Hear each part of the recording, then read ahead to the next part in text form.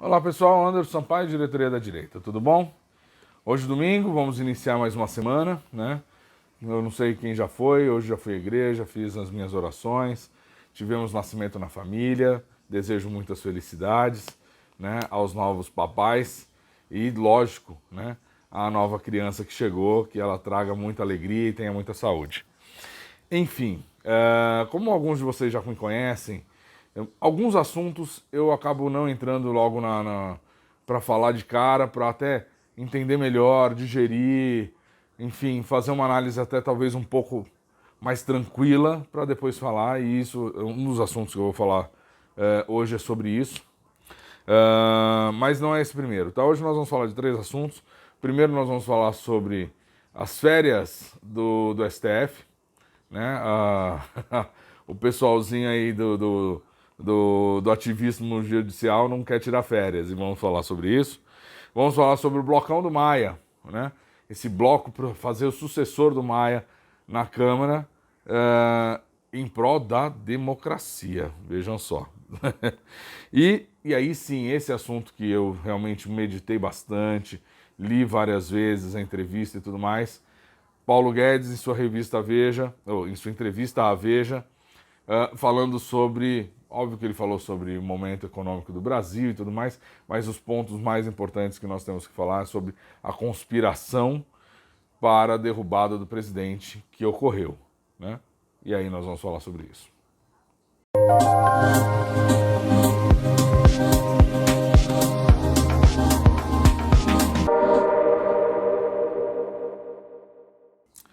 Bom, pessoal, STF, né? O que falar? Todos nós sabemos que final de ano é recesso no judiciário e que o STF sai todo, né? Ficando somente o seu presidente como plantonista, né? Cuidando de todos os assuntos que vão aparecer dali para frente. Este ano está diferente. Por que diferente? 4 dos 11 ministros decidiram não entrar em recesso. Vejam só, a preocupação, eles realmente são muito preocupados com o que acontece no Brasil. Eles querem manter os processos andando, será? Será que é isso mesmo que nós estamos pensando, aliás, o que nós estamos vendo? Eu não creio muito nisso, porque os 4 que ficaram, vamos dar uma olhadinha nos nomes. Nós estamos falando de Gilmar Mendes, Ricardo Lewandowski, Alexandre de Moraes e o Marco Aurélio de Mello. Esse último, como vocês já sabem também, muitas das últimas decisões dele até foram pró-governo, tá? Surpreendendo muita gente. Mas os outros 3, e até mesmo o próprio Marco Aurélio Mello, se nós olharmos agora a decisão mais recente, que foi sobre a constitucionalidade ou não de uma vacina coercitiva, né, ou de uma obrigatoriedade de vacina, foi totalmente contra a letra da lei, né, e falou que existem sim possibilidades de restrições à vida civil da pessoa. Enfim.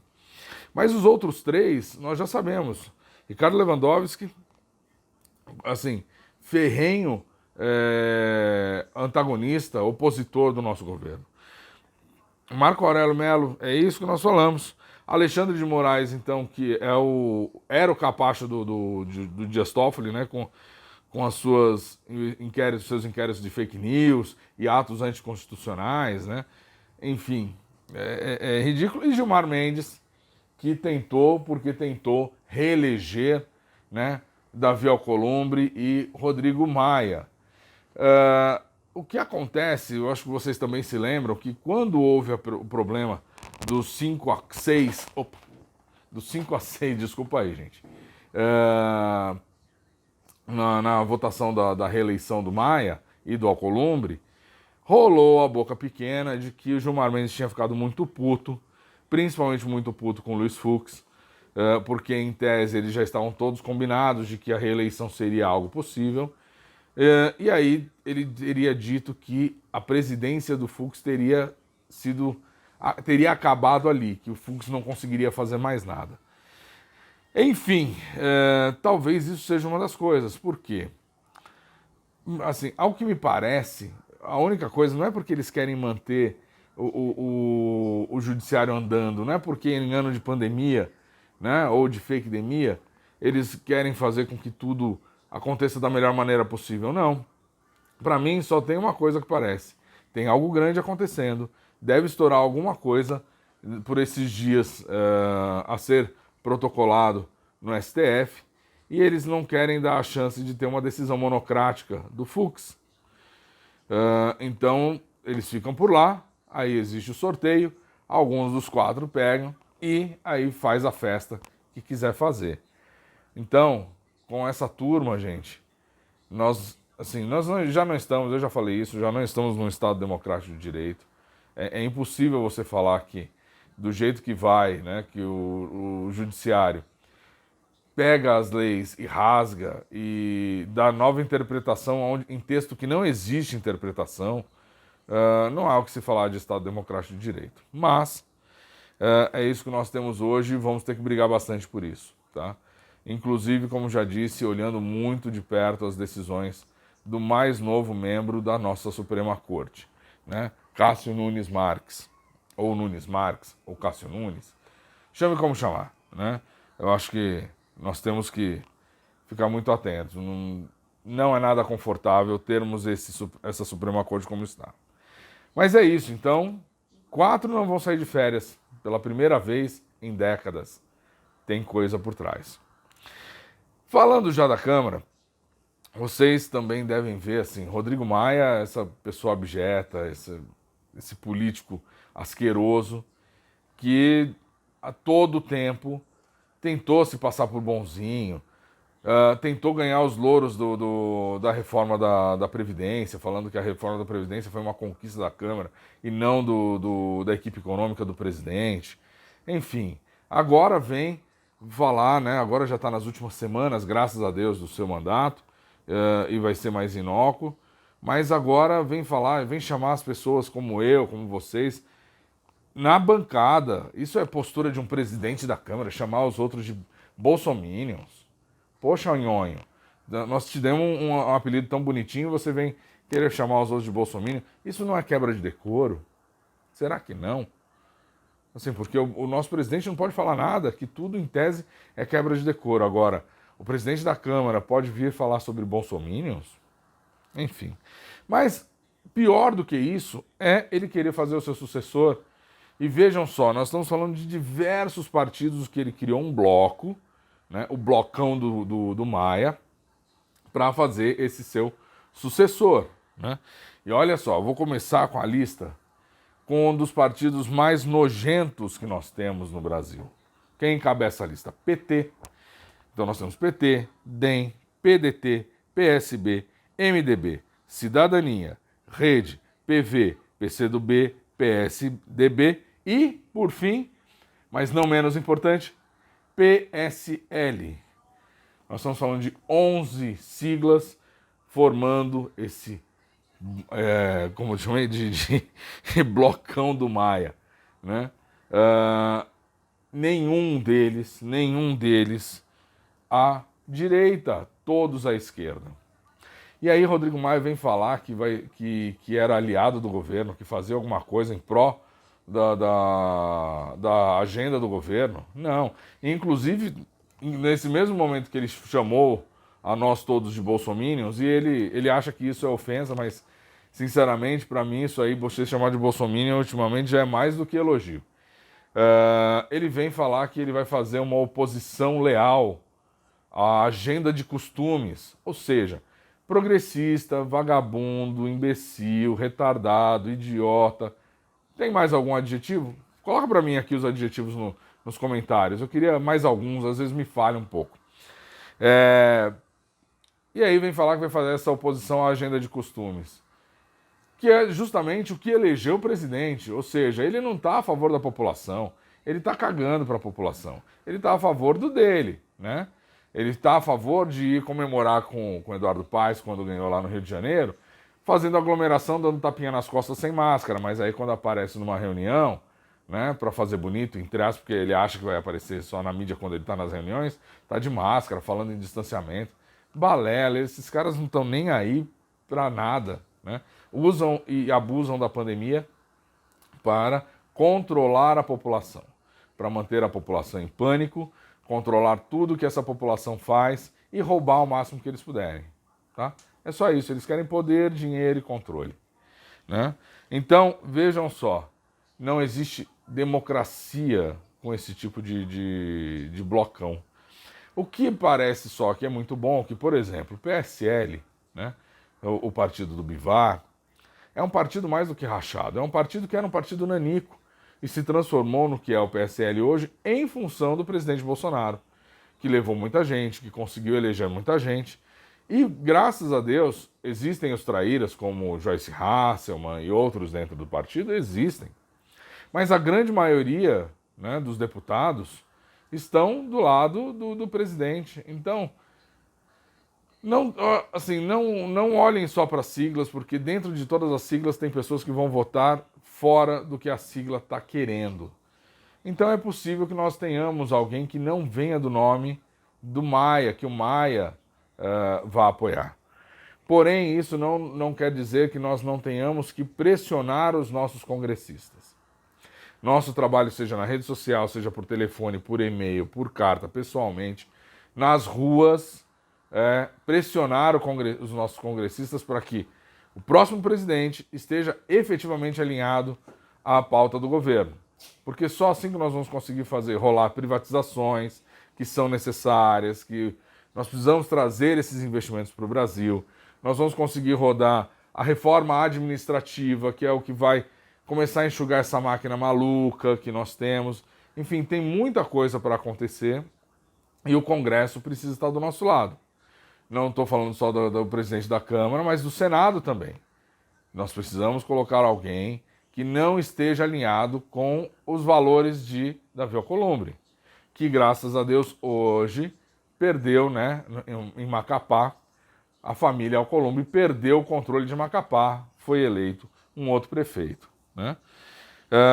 Enfim, então, blocão do Maia, eu acho que tem possibilidades reais de não levar a Câmara, né, a presidência da Câmara.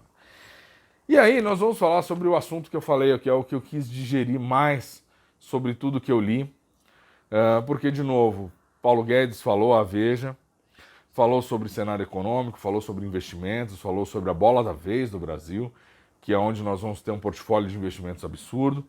Maravilha, isso tudo é muito lindo. Tudo lindo, maravilhoso. 2021 pode ser um ano que promete mesmo para que o Brasil cresça, apareça e tudo mais. Mas o que mais foi importante para que nós possamos entender o cenário, entender índoles, é justamente o que ele falou sobre a conspiração que rolou para a derrubada do presidente. O que isso é tão importante? Porque essa conspiração envolvia alguns agentes. Entre eles o próprio Rodrigo Maia, para você ver que boa bisca nunca foi. João Dória, né, que nós já sabemos o canalha que é. E, óbvio que ele fala como pessoas da justiça. Né? Não pode citar nomes, claro que não. Né? Mas nós sabemos que essas pessoas da justiça onde estão? Né? Estão na nossa Suprema Corte. E ele disse que, inclusive, existia um cronograma. Aí, palavras do João Dória, ao ligar para ele, eu coloquei aqui em aspas, até para a gente poder ler. João Dória, né? Paulo, é a chance de salvar sua biografia. Esse governo não vai durar 60 dias. Faz um favor? Se salva. Fecha aspas. Ou seja, eles tinham um plano elaborado. Até mesmo, vamos lembrar as conexões? Gilmar Mendes é o cara mais conectado ao PSDB. João Dória, presidente do PSDB São Paulo e governador do maior estado do Brasil. Rodrigo Maia, né, também sempre esse desafeto, que sempre que pôde, ao longo desses últimos 2 anos, cutucou o nosso presidente em todas as possibilidades. Então, realmente, e é ele que tinha a chave, né, de desencadear qualquer processo de impeachment. Realmente, ali estava tudo configurado. O que aconteceu a partir daí? Primeiro, que o Paulo Guedes confia no presidente. O Paulo Guedes, ele é um cara que comprou não a figura do presidente, mas os ideais. Ele comprou o projeto de melhorarmos o Brasil. E é um cara super inteligente.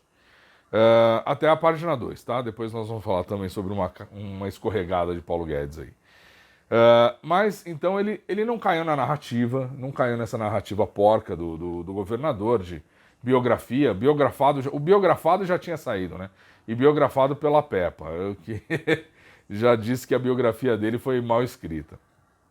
Enfim, ele não acreditou nisso, ele sabe, ele está muito por dentro do que acontece, ele é um cara, talvez um dos ministros mais próximos, né? No dia a dia, até porque é o que a gente precisa, né? A economia precisa voltar a acontecer, abriu mão e deu uma banana para o Dória, enfim.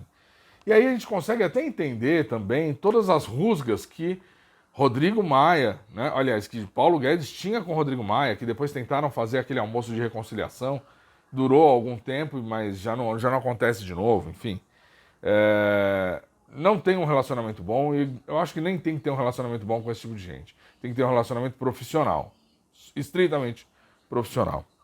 E não foi bom.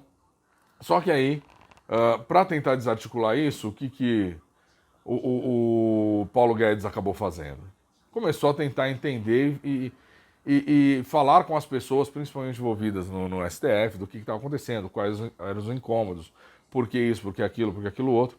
E óbvio, lembram da reunião de 22 de abril, onde o Abraham Weintraub é muito forte, bate, falando sobre principalmente os 11 ministros? Aquilo ali estava entalado na garganta do povo. E por isso que eu sempre disse, quando o Celso de Mello liberou aquele vídeo para que todo mundo pudesse ter acesso, nada mais era do que para atingir principalmente o Weintraub, né? Para conseguir tirar essa figura do governo. E conseguiram, né? Isso, o Paulo Guedes fala que foi quase uma moeda de troca com o Gilmar Mendes, uma moeda difícil de engolir, sinceramente. A única coisa que me deixa feliz é que o nosso Weintraub acabou caindo para cima, foi parar no Banco Mundial. Maravilha, para ele ótimo, para nós também, porque ele também consegue ter uma visão diferenciada de lá. Mas perdemos um grande combatente na linha de frente do governo, né? E isso aqui é o péssimo, porque nós tivemos que negociar com o inimigo, negociar muito forte, porque a Arapuca estava armada, estava 100% armada, e eles estavam esperando só o Ratinho ir lá para dar um bote forte. Mas enfim, perdemos esse guerreiro, conquistamos outras coisas, conquistamos mais tempo, seja lá o que for, mas isso não quer dizer que nós não alimentamos a cobra, né? Porque nós demos uma ferramenta para eles até então. E Paulo Guedes, óbvio, continua conosco e vai continuar conosco, tá? Mas é um grande problema. Nós temos aí sim, o nosso presidente pisa em ovos o tempo inteiro, tá? Pisa em ovos, a pressão que ele recebe, assim, tenho certeza que nem eu, nem ninguém aqui consegue ter uma noção da pressão que ele recebe. E de vez em quando ele fica um pouco destemperado, tá? Como aconteceu, não vou nem citar o porquê, mas na live de quinta-feira, né, pós votação do Cássio Nunes para a questão da obrigatoriedade ou não das vacinas, nosso presidente ele se excedeu, eu o relevo, o desculpo, mas eu acho que ele precisa parar para pensar que a média dos brasileiros talvez não consiga ter a profundidade de conhecimento jurídico para poder fazer uma análise um pouco maior sobre os votos de Cássio Nunes. E outras coisas também, quando a gente pensava em ter um ministro terrivelmente conservador, né, terrivelmente cristão, na nossa cabeça esse tipo de voto, por mais que fosse um voto vencido, no caso específico do voto do Cássio Nunes para a obrigatoriedade ou não, seria um terrível não à obrigatoriedade, não a restrições. Mas não foi um voto meio do caminho, né? Assim como ele fez também com o Davi Alcolumbre, um voto no meio do caminho. Então isso é um grande problema. Peço que, se por algum motivo, uma obra divina, esse nosso vídeo chegar até o presidente, falo, presidente, estamos sempre do seu lado, estamos do lado da verdade, estamos do lado dos costumes, estamos do lado do conservadorismo. Mas também somos seres humanos como o Senhor. Também sentimos algumas pancadas como o Senhor. E temos expectativas também como o Senhor. Então, por favor, reflita um pouco antes de bater, eventualmente, nos que te apoiam quase que diuturnamente. Tá? E, no final, o que eu queria falar da escorregada de Paulo Guedes é que no meio da conversa foi-se falado sobre mercado, o que vai acontecer e por que não. E ele soltou uma de que o crescimento pleno só pode voltar a partir do momento que nós tivermos vacinação em massa. Aí não ferra, né, Paulo Guedes? Poxa, primeiro, cara, assim, você não é médico nem cientista para essa parte. Então, deixa isso para quem é de direito. Deixa isso para a pasta correta. Né? Não vem falar em vacinação em massa porque você já é um senhor de idade, mais de 70 anos, você é um cara do grupo de risco e você não sabe a questão da segurança dessa vacina, se nós teremos ou não segurança para essa vacina. Que é o maior problema, se você for ver, de novo, volto a citar os exemplos da Pfizer, né? Em que as pessoas estão tendo reações alérgicas severas ao tomar o imunizante da Pfizer. Então, não me venha com isso. Se você olhar, você é um homem de números, pelo amor de Deus, vá olhar, é uma pandemia que mata menos de 1%. Toda morte importa, claro que importa, pelo amor de Deus. Mas é uma pandemia que mata menos de 1% e que acabou abarcando tudo. Ninguém mais morre de tuberculose, de pneumonia, de nada. Todo mundo agora só morre de Covid, gente. Então, Paulo, carteirinha, passaporte para vacina não é só praia, não é por aí. Nós temos sim que continuar tratando isso como uma doença tratável. Eu conheci, gente, o número só cresce, né? Mas mais de 100 pessoas, vários deles que se curaram tomando hidroxicloroquina, ou né? e todo o restante. Então, não é por aí, tá? Fica na sua pasta, fala de economia, não vem falar de saúde não. Deixa que a saúde outros cuidam, tá bom? Gente, era isso que eu queria falar com vocês. A semana deve começar quente, devemos ter muita coisa aí, apesar de já estamos chegando no período de festas, né? Então o Natal tá aí, daqui a pouco a gente fala sobre Natal e Ano Novo, mas não deve parar, né? Eu acho que nós vamos ter muito assunto ainda para falar nessa semaninha curta aí próximo do Natal, tá bom? Gente, de novo, quem ainda não é inscrito no canal, se inscreve aqui, ativa o sininho, vocês vão receber todas as notificações dos vídeos. Quem já é inscrito, aliás, quem não é inscrito também, dá o seu joinha, compartilha aí. Quem já é inscrito, por favor, vocês têm obrigação, compartilha também, tá bom? Estamos chegando aí próximo dos 1000. Olha só, crescimento orgânico, tá bom? E comentem aqui pra mim, tá joia? Um abraço, gente, fiquem com Deus e até a próxima.